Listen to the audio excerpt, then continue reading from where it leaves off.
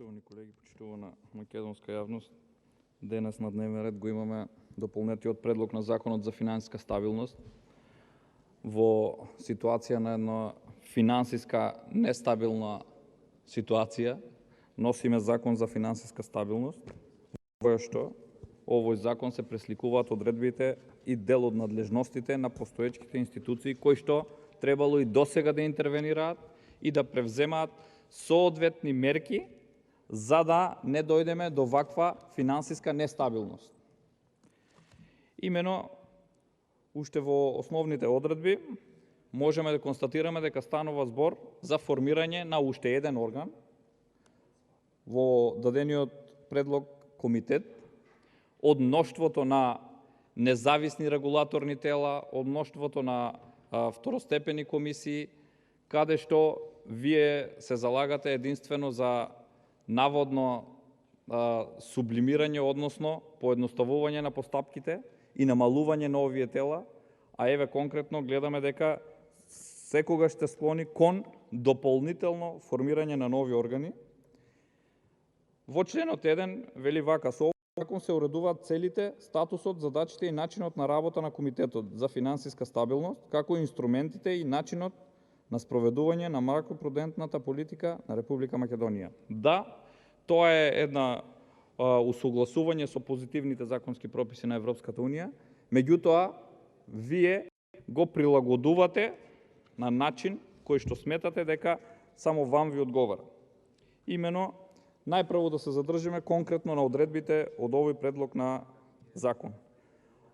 Ако видиме начинот на кој што истиот ќе треба да постапува, станува збор за закон кој што ќе треба да се применува, но конкретно не е наведено согласно кој процесен закон ќе постапува ова новоформирано тело, односно овој комитет за финансиска стабилност.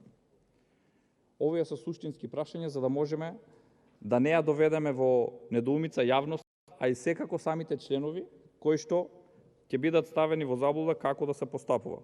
Истото ќе издава препораки и укажувања за кои што потенцирам дека не станува збор за облигаторни акти со кои што ќе може да се наложи нешто, туку едноставно советување за одредени ситуации во финансискиот сектор, односно за финансиската стабилност во државата, иако во овој комитет ќе членуваат, како што потенцирав, членови од највисоките финансиски институции во државата, кои што и во самите досегашни законски надлежности имаат законска обврска да постапуваат за да имаме финансиска стабилност во државата.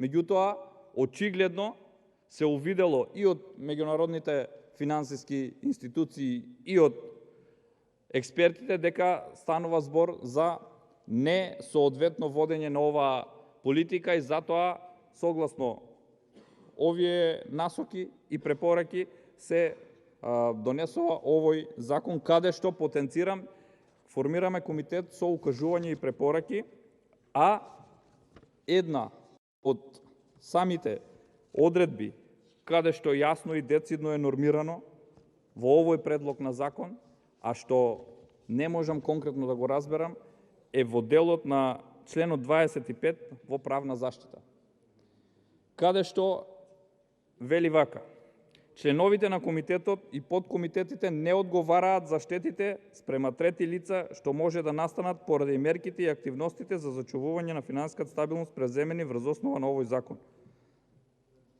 доколку работеле во рамките на овие надлежности. Но ова е предлог законско решение каде што дозволуваме, односно даваме и овластуваме одреден комитет единствено да има права без обврски и без одговорност. Што значи тоа? Со овој член се исклучува секаква одговорност на самите членови, односно на целиот комитет, што значи она што го зборуваме секогаш колективна одговорност е всушност колективна неодговорност и овде нема да имаме никаква одговорност дали истиот ќе ги постигне целите за кои што се формира и за кои што му се дава надлежност истиот да постапува.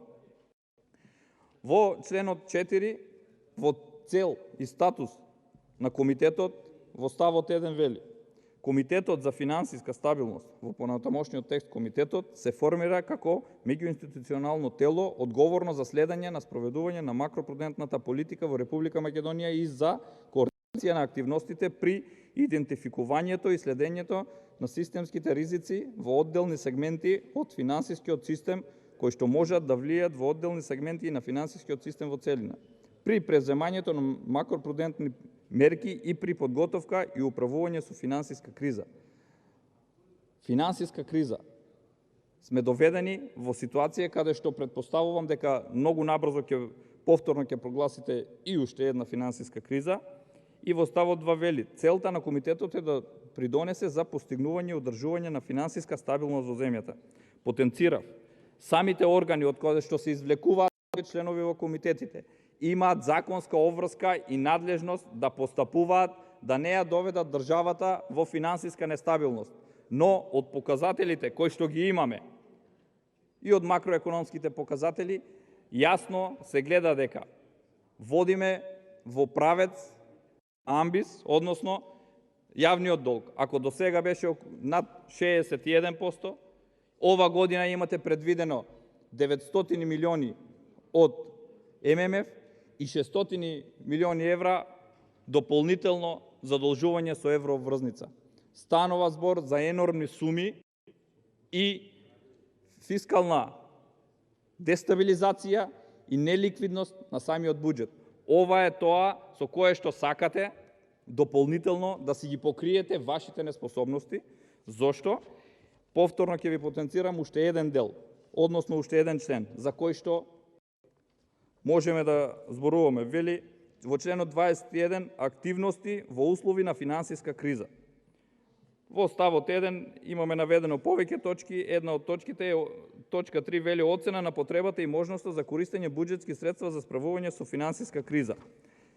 И во ставот 3 буџетските средства од ставот 1 точка 3 на овој член можат да се користат во крајна инстанца во услови кога финансиските решенија што потекнуваат од приватниот сектор се исцрпени и кога ќе се оцени дека јавниот интерес ја оправдува фискалната поддршка. Во ред. Но во ставот 4 вели: ако се оцени постоењето од потреба на користење на буџетски средства, министерот за финансии за тоа ја известува владата на Република Македонија, средствата од буџетот на Република Македонија за справување со финансиска криза се обезбедуваат врз основа на посебен закон за обезбедување на буџетски средства за справување со финансиска криза.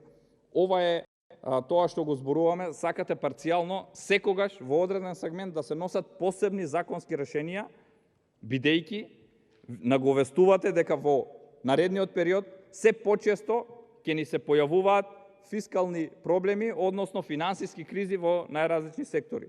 Ова од една страна можеме да го подразбереме како или нова национализација, односно експроприација без закон, бидејќи најпрво треба да се исцрпат сите, како што велите, финансиски решенија што потекнуваат од приватниот сектор. Тоа значи треба да се доведе во колапс, а тоа го потврдуваат и досегашните политики, бидејќи само во 2021 година имаме 711 правни лица кои согласно Централен регистар ќе бидат затворени, односно ќе бидат избришани од Централниот регистар на Република Македонија. Тоа значи 711 правни лица биле неликвидни, односно истите не можеле да обстанат. Ова се случува бидејќи имате енормно високи суми на перење на пари и инфлацијата која што се појавува од 2% на месечно ниво, односно може да достигне цели 25% годишно, но сето ова е резултат на вашите погубни политики. 1,3 милиони евра во буџет имате предвидено за стоки и услуги и за тендери за вашите фирми. Но и статистиките покажуваат дека во 2020 година сме имале 11 милиони евра тендери во 4 очи. Ова се официјални податоци од Заводот за ревизија. Во 2021 година сме имале 35 милиони евра за тендери во 4 очи. а вели секој трет тендер е со една понуда.